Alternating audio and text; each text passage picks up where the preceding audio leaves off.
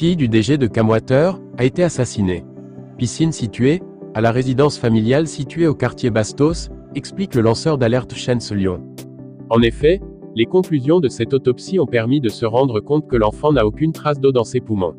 Également, les informations médico-légales ont démontré que l'enfant présente une fracture à l'arrière de son crâne.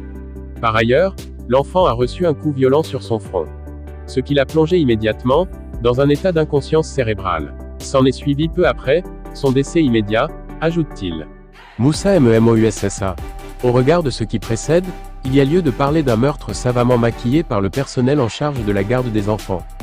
Les soupçons pèsent sur les 2 babysitters, une ménagère et une cuisinière.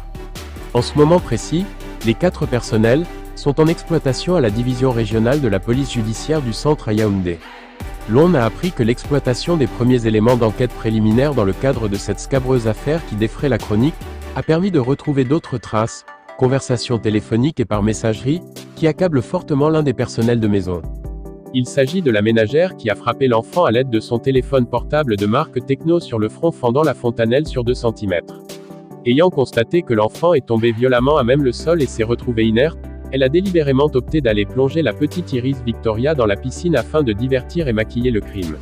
Aidée par l'une de ses collègues, la présumée assassine a sollicité son silence complice afin de propager la thèse de la noyade.